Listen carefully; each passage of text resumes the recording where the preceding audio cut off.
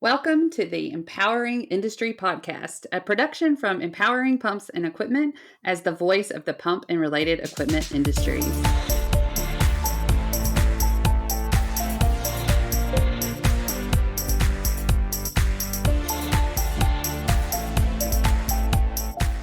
Hey everyone, and welcome to the Empowering Industry Podcast. I'm Charlie Matthews, and I'm your host here. And I'm so excited to be back in the office on the mic.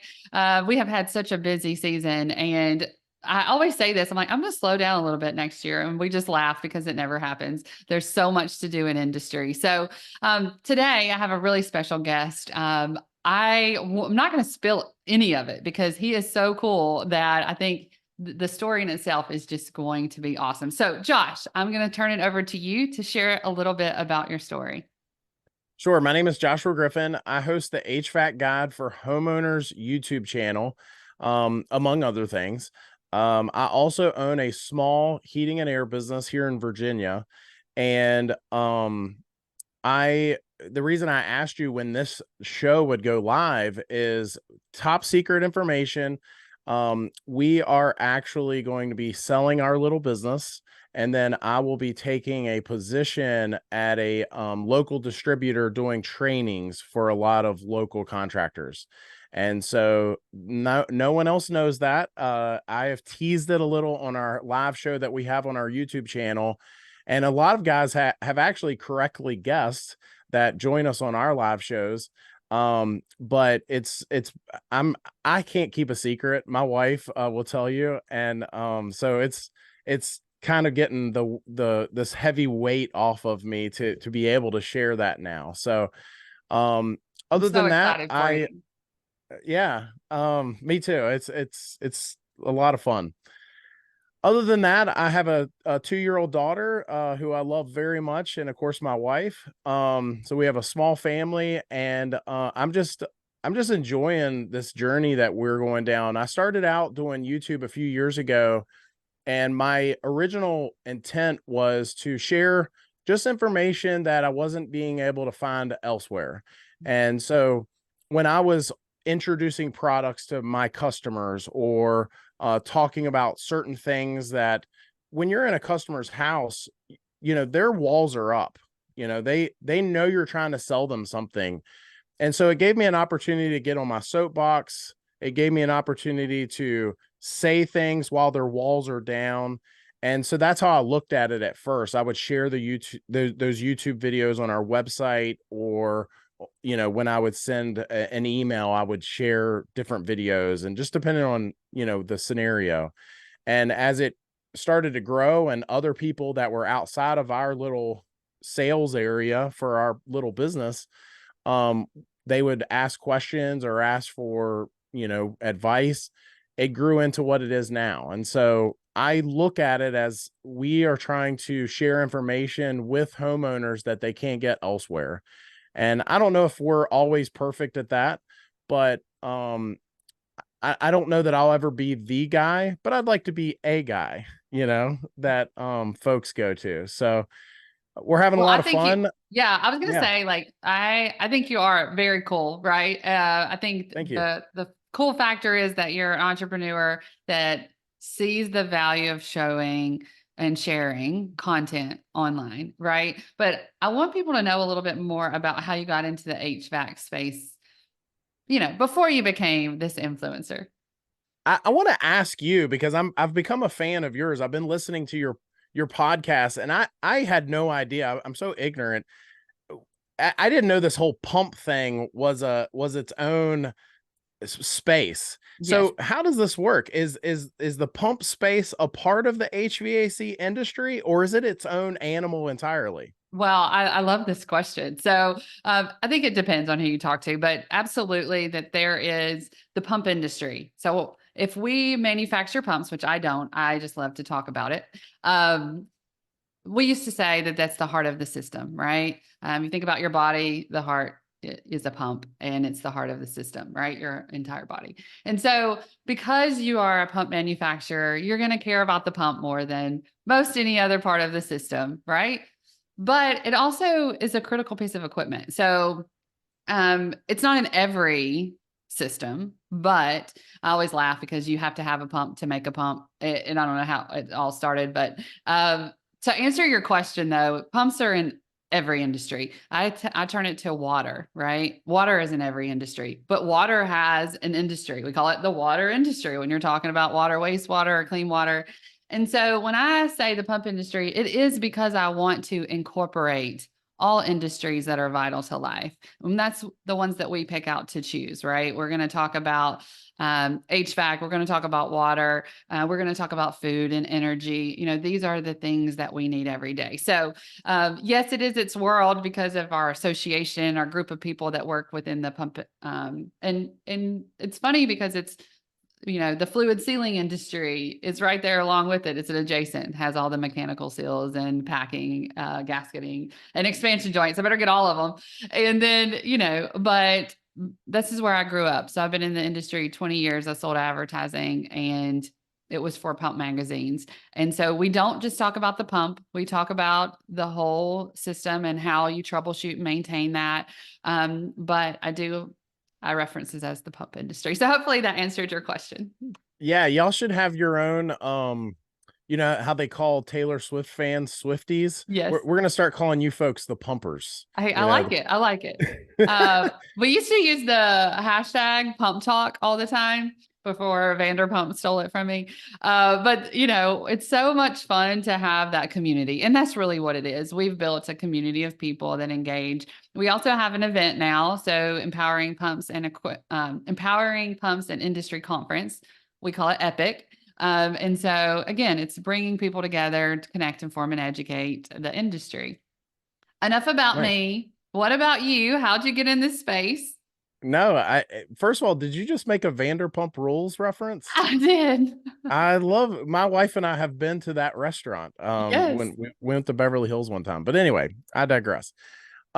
So I actually went to school to be an electrician, and the school that I went to, the technical school that I went to after high school, did not offer heating and air. I didn't even. In fact, I grew up poor. Most of my friends, we didn't have air conditioning.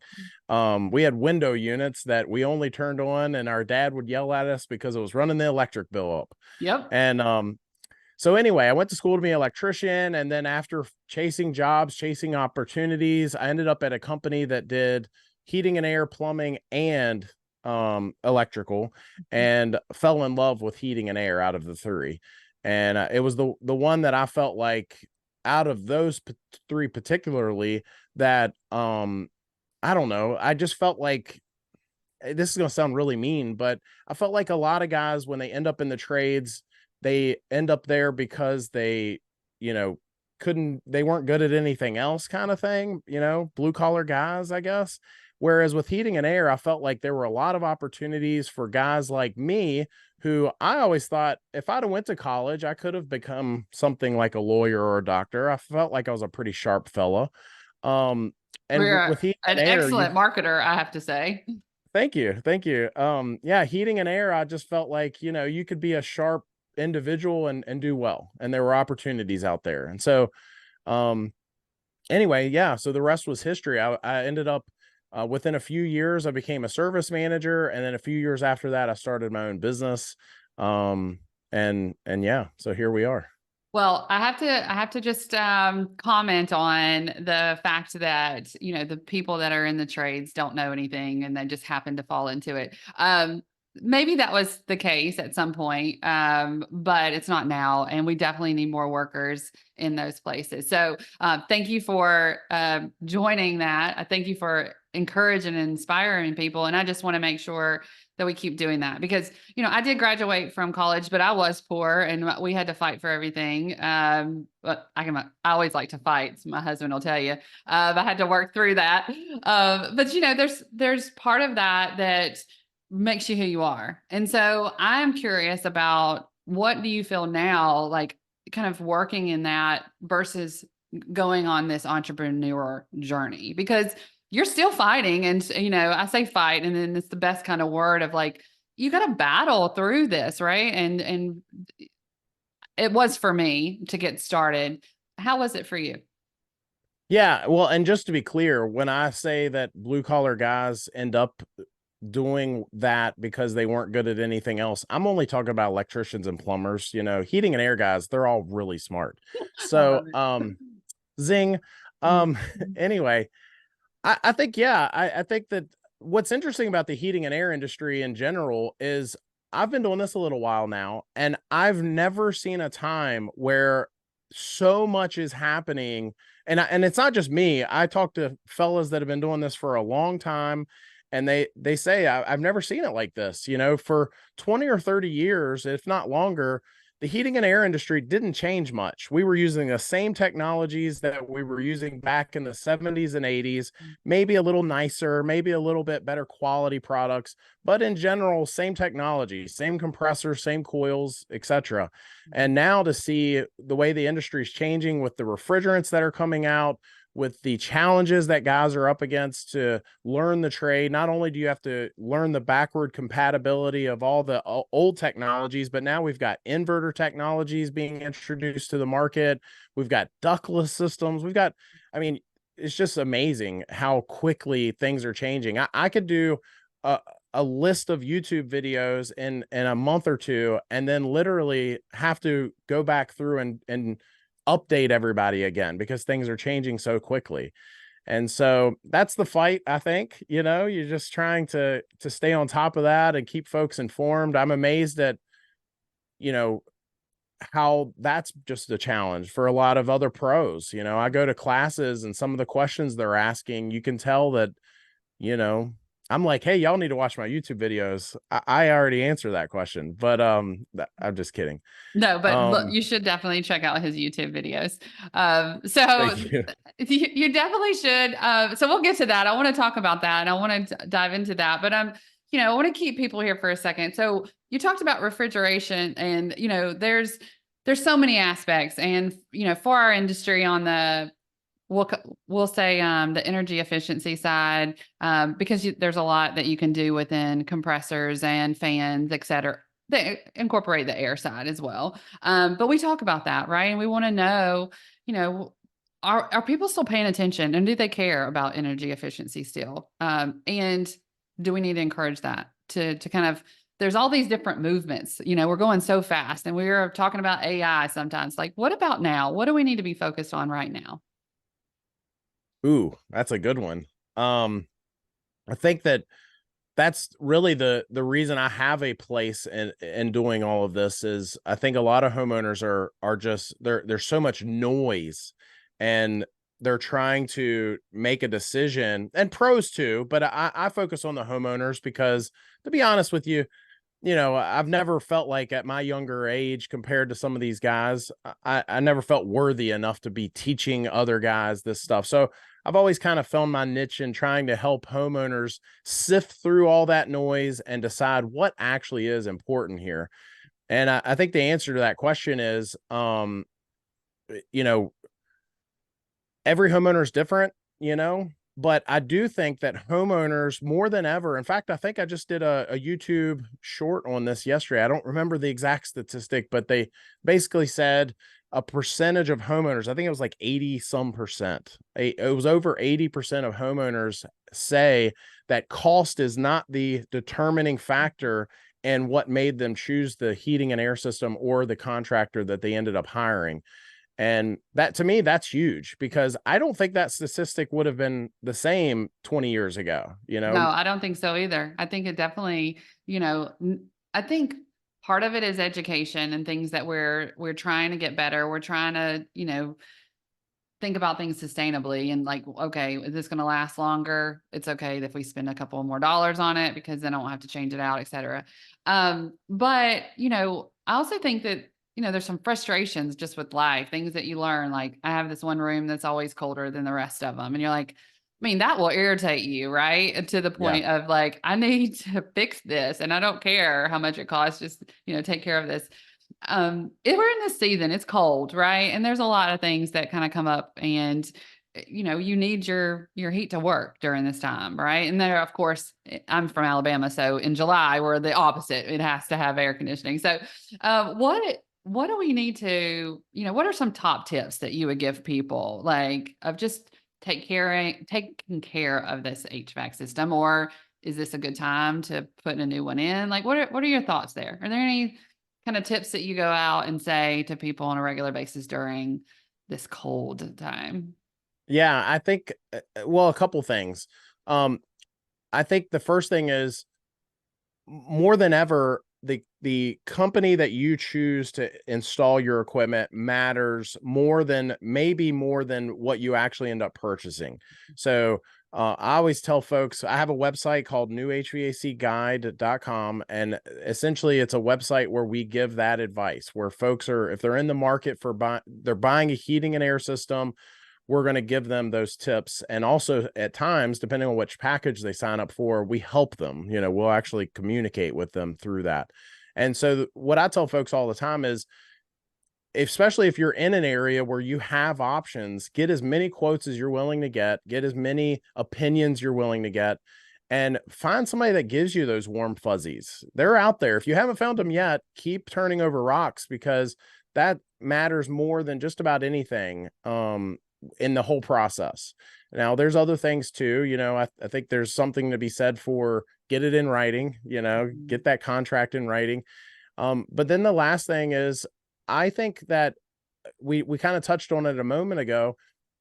Today, more than ever, you can find, for not much more money, and especially with some of these government programs and rebates and things like that, we actually see folks that they either spend the same amount of money, or at times even less money at the end of the day, and get a way better heating and air system, getting some of these better technologies, but more efficient system. And they didn't spend that much more. And again, at times spent less once they got the rebates back and so on. And so I think that, as you said, homeowners are more educated than ever because of YouTube and because of the internet, in comparison. And I think that's a good thing. I think it probably presents a whole nother challenge for the contractors, because now they're dealing with folks that, they saw my fat face on the internet and that told them to look into this or that. But it's not a bad thing. I think you just need to realize you're communicating with somebody that knows a little more than the average bear now. Yeah, So that's right. They've been educated. And I do want to talk about YouTube. Let's do it. I loved the video. So when I kind of got this message, we're connected, and then I got a video where I went to your YouTube and I was looking at your video, but it says, I love the brand, I sent you this message. I love the branding and videos that you did about the micro influencers, because I mean, I don't know what you call me. I've been called an influencer. I had a t-shirt that said influencer, so I'll take it. But you have created a channel that has thousands of views on it. And how do you do that? And I really want you to talk about the importance of that, the micro influencers within industry, right?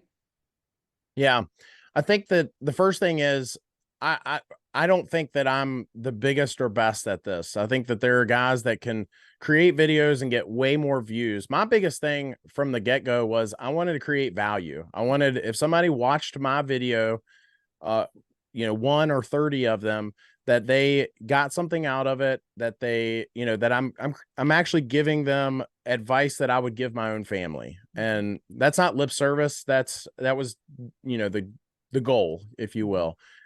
And so, I'm drawing a blank of where How I long was have you going been with doing that. it? How long? Um, I think seriously, we're coming up on 3 years. Mhm. But before that, a couple of years as a hobby. Yeah. And then, So so, you create this content, you send out, what people should be thinking about, how they should, um, be working on their equipment, or installing, or what's the tip? What do I need to do? What do I need to know? I'm going to you. Okay. And, you know, there's a part of that, I have to trust you, right? You have to share a little bit about yourself. So how did you get people to kind of buy into you? I mean, how do you feel? Did you have training? Like, did you just say, hey, record me while I talk? Like, what was the background of that? If somebody was interested in doing this? Yeah, so that actually there is a story behind that. So when I first started doing the YouTube videos, as I said before, I was using YouTube as a almost as a marketing tool. So I was attaching these videos to proposals, to emails, to our website and so on. And I had a lady call me. I remember exactly where I was sitting and everything. And she called me up. She said, "Hey, listen, I'm not in your coverage area, but can I ask you a couple questions?" And I was like, sure, And so I I remember answering her questions, and I was telling her some of those things, some of the things that I say on my channel. And she said, "No one's ever told me this before, the things you're telling me." And just normal stuff, but just good advice. And that day is when the light bulb went off, when I said, "Look, it's not just people in my coverage area that are going to see these videos." And that's, when the mission started, if you will. I started using the platform as a place where I could help somebody, whether it's understand something, or avoid making a bad decision. Or I just helped a guy on our website a couple weeks ago. He had signed up for our website. He had watched a bunch of my videos and all this, and he was selecting his contractor. And just while talking to him, I just Googled the contractor he was selecting, and they only had a 3.2 rating on Google with 5,000 reviews. And now I don't know if anybody knows if that, anything about Google, but that's not good. That's bad. That's, you can't give somebody a 0 on Google. So that tells you how many 1-star reviews they had to get them down to 3.2. And so the point is, no offense to anybody out there, if they've got a 3.2 rating on Google, you can get that up. But the point is, just actually helping those folks, just giving them something that, that I would say to my own family. That's interesting. Some of the things that come just so easy to us, that it's almost, you feel like I'm going to say that message and everybody's going to laugh because it's really no big deal. Those are some of the most beneficial things because you get it.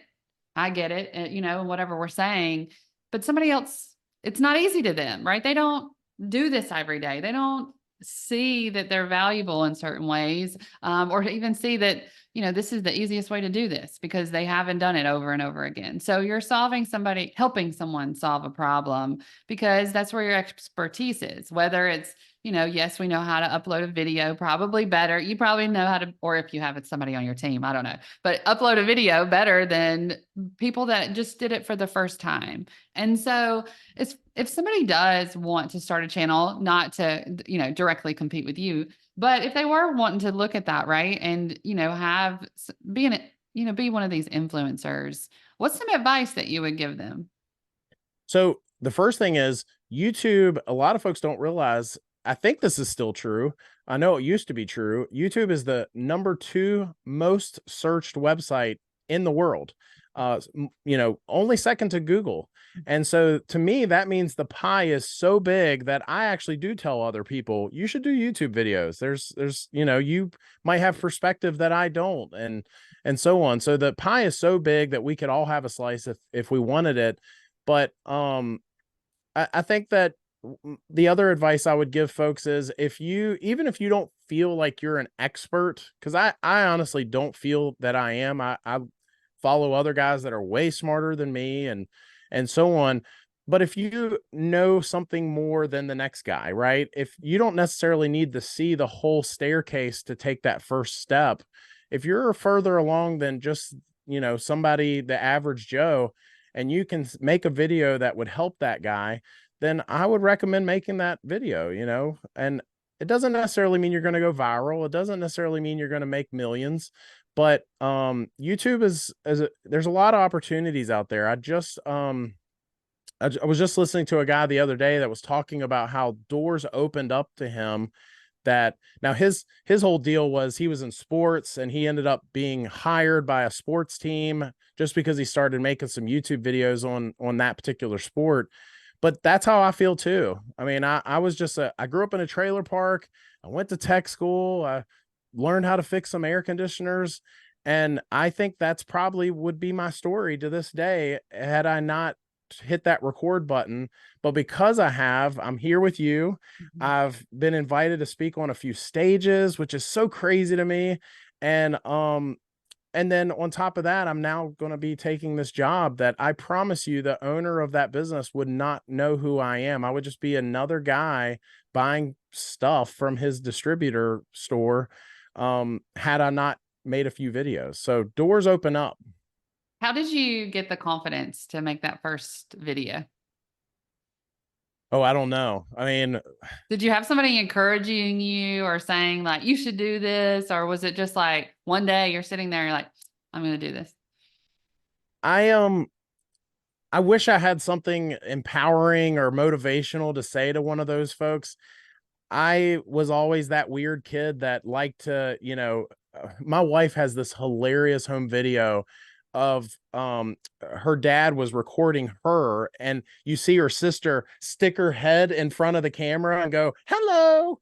And I'm like, yeah, that was me too. Yeah. I was that kid, just I was always the center of attention and probably got bullied as a kid because of it at times.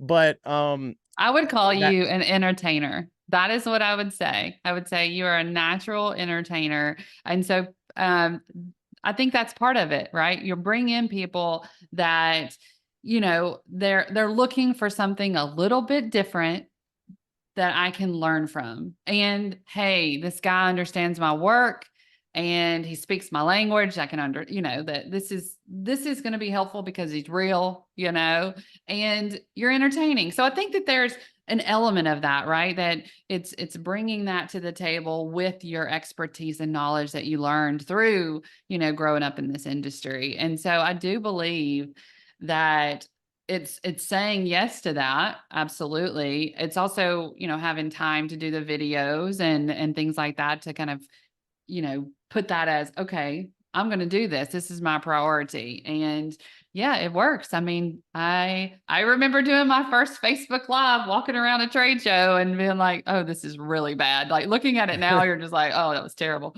But you had to get started. So I do like, and I think that we need it to be okay in, these industrial spaces to have fun and, to enjoy and laugh about stuff. Yeah, the exactly. Go ahead. barrier of entry is so much lower now too. You Yes. know, 2-3 years ago, you needed to have some decent equipment and stuff, but the way, I mean, some of these phones, I mean, I think the latest iPhone, it's just nuts the type of content you can make just from the palm of your hand. Yes. So Yeah. So, okay. So here's you're in the room, you got your phone, you're recording. Do you have any help editing or like, do you have a team now? Is it still just you? So I do have a team now. For the longest time it was me and a phone. Mhm. And but I have a great gal named Haley that helps me out. She does so many things for us. And then I've had a few folks that help us here and there, just on a contract type basis. I'm sure we'll maybe grow at some point, but Haley and I work so well together that I don't even know if I want to rock that boat because I've had so many employees at my other business that I've seen what that looks like that I'm like, man, yeah, I've kind of got this nirvana right now that I don't know if I want to mess with that. But Well, managing people is completely different animal. That's a whole another podcast to talk about yeah, that. But so do you have a moment, something that you remembered or a certain episode that was really great that kind of, helped you kind of make that leap? What do you think as far as, views and people buying in, what do you think you did to kind of cross over into getting those visitors that you need? are you talking about the YouTube channel? Yes. Yeah. So for me, the moment was this was a hobby for me for the longest time. It was, I don't know, vanity, if you want to say that. I mean, it was just kind of a cool hobby that would fed my ego from time to time, right? And so I would say I probably had made, I don't know, 100 videos probably just playing with it. Probably not quite 100. But I got an email from YouTube. They emailed me directly and said, hey, you've reached over 4,000 watched hours, and that's the threshold for us to pay you, so for us to send you some money. But you don't have enough subscribers. You need to get to 1,000. And as I understand it, most YouTube channels, it's the other way around, that most people hit the 1,000 and then they're, you know, Mm-hmm. Have all. scratching and crawling to get the 4,000 watched hours. And so anyway, they said, if you hit 1,000 subscribers, we're going to send you some money.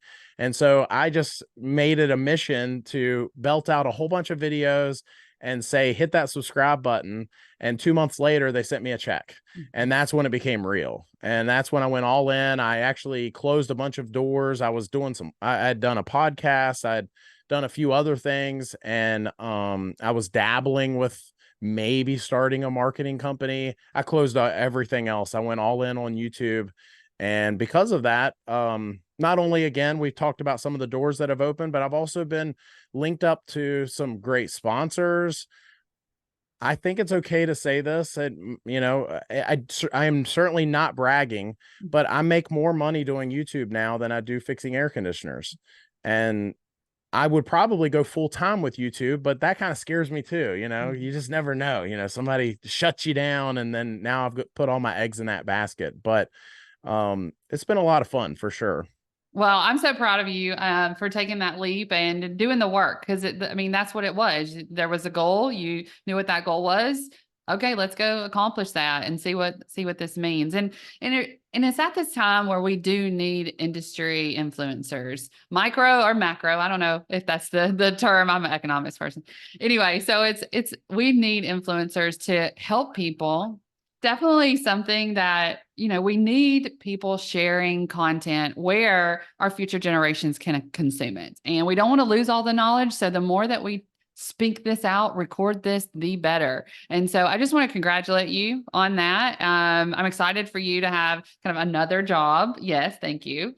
And, be able to do both. That is a win. And diversifying our portfolios are always great idea. So also, you're smarter than you think there, Joshua. I'm gonna Thank you. eventually, I love people. You were picking on, the plumbers earlier.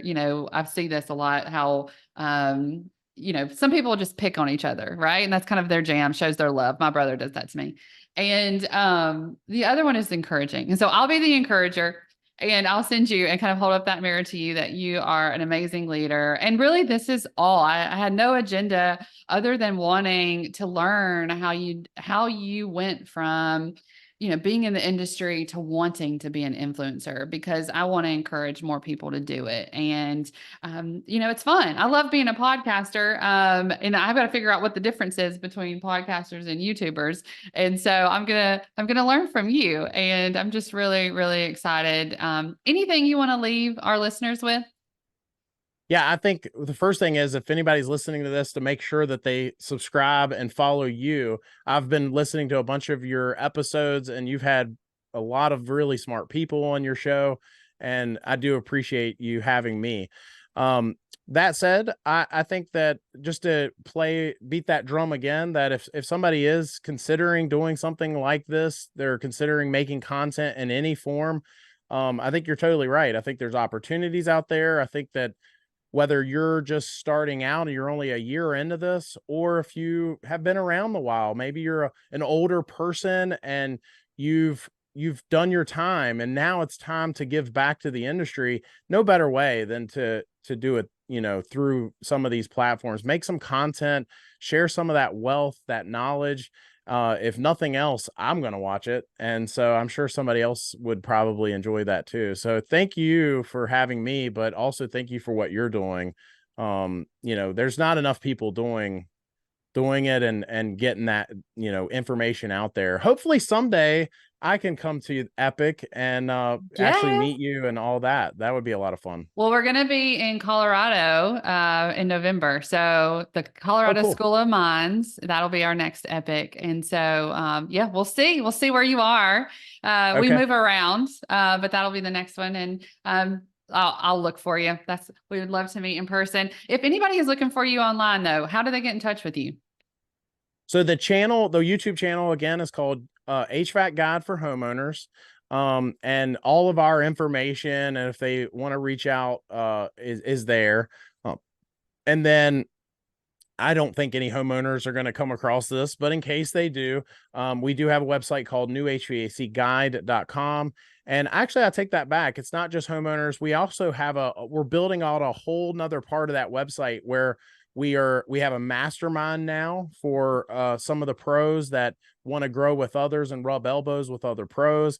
And I'm starting to build that out into other things as well. We provide financing on there for homeowners. We do all kinds of things. Well, I mean, I think there's some homeowners, people that own homes that listen to this, I'm pretty sure. So hopefully, you'll get some leads over there, but, if not, I know people are going to be inspired by you. Thank you so much for being here. And, until next time, be empowering. Thanks.